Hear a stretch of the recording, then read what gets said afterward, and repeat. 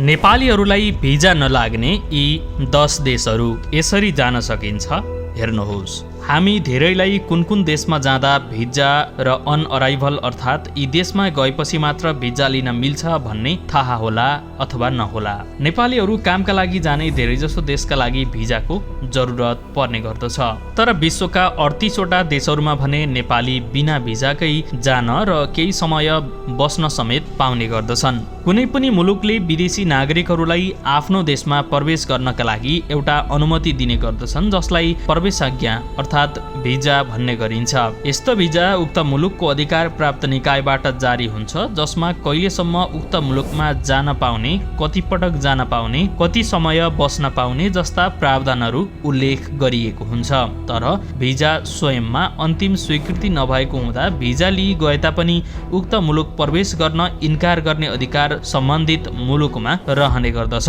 विश्वका केही देशमा नेपालीहरू कम्तीमा 1 महिनासम्म बस्न पाउँछन् भने कतिपय देशमा सधैँभरि बिना भिसाकै बस्न पाउँदछन्। सधैँभरि बिना भिजा बस्न पाइने देश इन्डिया हो भने बिना भिसा तोकिएका केही देशमा नेपाली घुम्न तथा बस्न पाउने विभिन्न देशहरू रहेका छन्। हेरौँ कुन कुन देशमा नेपाली बिना भिजाकै जान पाउँछन्। आउनुहोस् लागौँ आजको भिडियोतर्फ। नम्बर 1 मा रहेको छ डोमिनिका। यो देश एउटा टापुको देश पनि हो। डोमिनिकका निकटतम छिमेकीहरू युरोपियन युनियनका 2 घटक क्षेत्रहरू हुन्। फ्रान्सका विदेशी विभागहरू उत्तर पश्चिममा ग्वाडेलुप र दक्षिण तथा दक्षिण पूर्वमा मार्टिनिक। डोमिनिकाले 750 वर्ग किलोमिटर क्षेत्रफल ओगटेको छ र यहाँको जनसङ्ख्या 2011 को जनगणना अनुसार 71,293 मात्रै थियो। यो टापु 5औं शताब्दीमा दक्षिण अमेरिकाबाट आएका अरावकद्वारा बसोबास गरिएको थियो।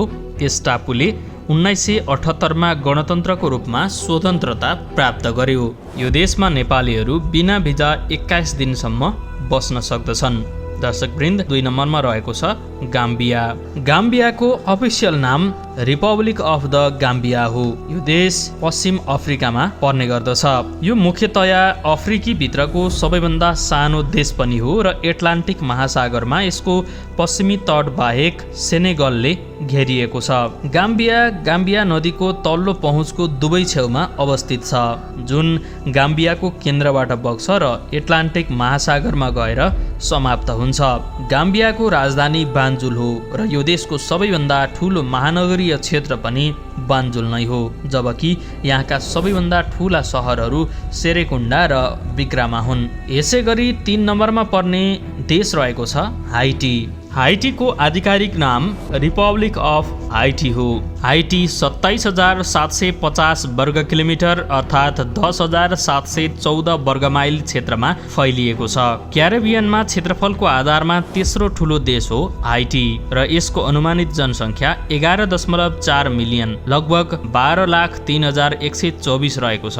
यसले यसलाई क्यारिबियनमा सबैभन्दा बढी जनसङ्ख्या भएको देश भनेर चिनाउने गर्दछ।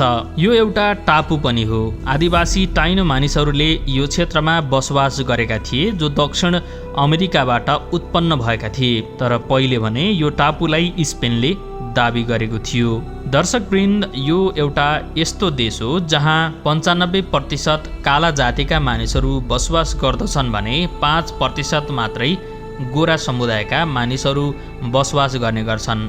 यो देशमा 87% क्रिस्चियन मानिसहरू रहेका छन् र 10% मानिसहरू कुनै पनि धर्म मान्दैनन् र 2% मानिसहरू त्यहाँको परम्परागत धर्महरू मान्ने गर्छन् भने करिब 1% मानिसहरू अन्य धर्म मान्ने गर्दछन्। दर्शकवृन्द, हामी लाग्दैछौँ 4 नम्बरतर्फ।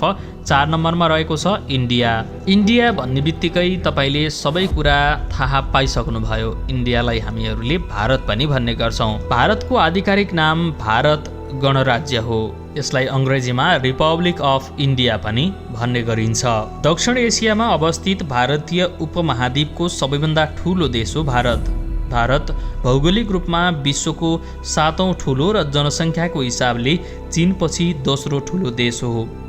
भारतको पश्चिममा पाकिस्तान, उत्तर पूर्वमा चीन र तिब्बत, नेपाल र भुटान, पूर्वमा बङ्गलादेश र म्यानमार रहेका छन्। दर्शकवृन्द, नेपालबाट धेरैजना नेपालीहरू भारतमा काम गर्नका लागि जाने गर्दछन्। अहिले पनि लाखौँ नेपालीहरू भारतमा बसोबास गर्ने गर्छन् भने कयौँ मानिसहरूले भारतमा रोजगारी पनि गर्ने गर्दछन्। यो देशमा जानका लागि कुनै पनि भिजा लाग्दैन र जति पनि बस्न सकिन्छ।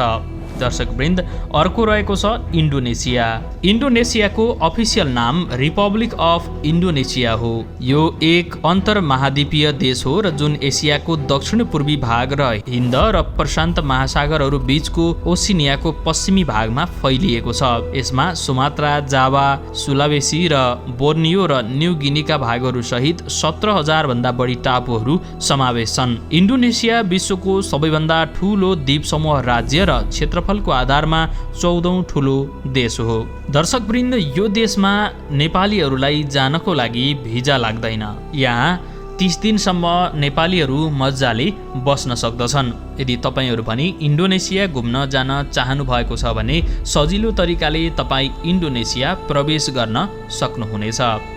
नम्बर 6 मा रहेको छ माइक्रोनेसिया। उत्तर पश्चिमी प्रशान्त महासागरमा लगभग 2000 वटा साना टापुहरू मिलेर बनेको ओसिनियाको उपक्षेत्र हो माइक्रोनेसिया। योसँग 3 अन्य टापु क्षेत्रसँग घनिष्ठ साझा सांस्कृतिक इतिहास रहेको छ। माइक्रोनेसिया भित्रका क्षेत्रहरूको राजनैतिक नियन्त्रण टापुको आधारमा भिन्दै छ र 6 वटा सार्वभौम राष्ट्रहरू बीच वितरण गरिएको छ।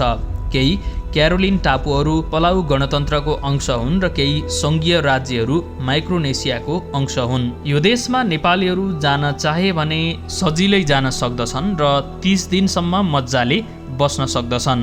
यसै गरी 7 नम्बरमा पर्ने अर्को देश रहेको छ पाकिस्तान। पाकिस्तान यस्तो देश हो जहाँ नेपालीहरू सजिलैसँग जान सक्दछन्, तर यो देशमा बस्न भने 30 दिन मात्रै पाइने गर्दछ। पाकिस्तानको अफिसियल नाम इस्लामिक रिपब्लिक अफ पाकिस्तान हो। यो संसारको 5औं सबैभन्दा बढी जनसङ्ख्या भएको देश हो। यहाँ लगभग 243 मिलियन मानिसहरूको जनसङ्ख्याको साथ र विश्वको दोस्रो सबैभन्दा ठूलो मुस्लिम जनसङ्ख्या भएको देश हो। पाकिस्तान क्षेत्रफलको आधारमा विश्वको 33औं सबैभन्दा ठूलो र दक्षिण एसियामा दोस्रो ठूलो देश हो। यहाँको क्षेत्रफल 8,81,913 वर्ग किलोमिटर रहेको छ। यसको दक्षिणमा अरब सागर र ओमानको खाडी, पूर्वमा भारत, पश्चिममा अफगानिस्तान, दक्षिण पश्चिममा इरान र उत्तर पूर्वमा चीनको सिमाना रहेको छ। दर्शकवृन्द, यो देशमा पनि हामीहरू गयौँ भने 30 दिनसम्म मजाले बस्न सक्छौँ। यसको लागि कुनै भिजा लाग्दैन। र 8 नम्बरमा रहेको छ फिलिपिन्स। यो देशमा पनि नेपालीहरू गयौँ भने 30 दिनसम्म बस्न सकिन्छ। फिलिपिनको अफिसियल नाम रिपब्लिक अफ द फिलिपिन्स हो। यो दक्षिण पूर्व एसियाको एक द्वीप समूह अन्तर्गत पर्ने देश हो। यो पश्चिमी प्रशान्त महासागरमा अवस्थित रहेको छ र लगभग 7,641 टापुहरू समावेश रहेका छन्, जुन व्यापक रूपमा उत्तरदेखि दक्षिणसम्म 3 मुख्य भौगोलिक विभाजनहरू अन्तर्गत वर्गीकृत गरिएको छ।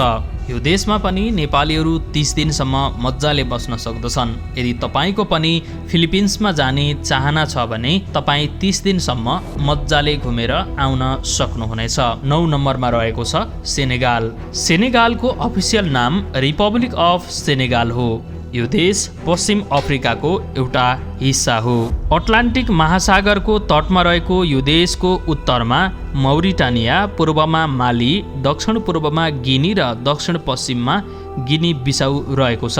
सेनेगलले लगभग गाम्बियालाई घेरेको छ। गाम्बिया नदीको किनारमा साँघुरो जमिन ओगटेको छ। यो देशको नाम सेनेगल नदीबाट निकालिएको हो, जसले यसलाई पूर्व र उत्तरमा सिमाना छुट्याएको छ। यो देशमा पनि नेपालीहरू 90 दिनसम्म बस्न सक्दछन्।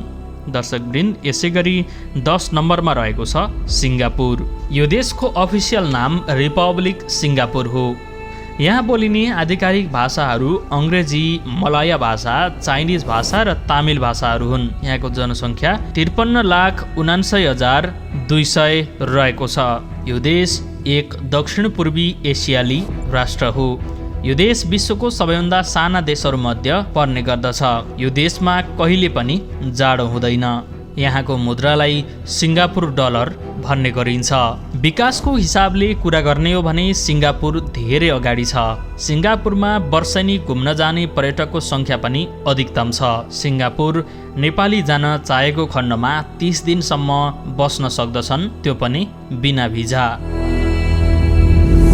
दर्शकवृन्द, नेपालबाट बिना भिजा जान सकिने 10 देशको विषयमा यहाँहरूलाई केही जानकारी गराएका थियौँ। आजको भिडियो तपाईँलाई कस्तो लाग्यो कृपया आफ्नो प्रतिक्रिया हामीलाई छाड्न नबिर्सनुहोला। आजको भिडियोमा तपाईँको केही जिज्ञासा छ भने पनि हामी त्यो पुरा गरिदिनेछौँ। हवस् त, यतिन्जेलसम्म हाम्रो भिडियो नछुटाई हेरिदिनु भयो, तपाईँलाई धेरै धेरै धन्यवाद। अर्को यस्तै रोचक र जानकारीमूलक विषयवस्तुको साथमा हामी फेरि उपस्थित हुनेछौँ।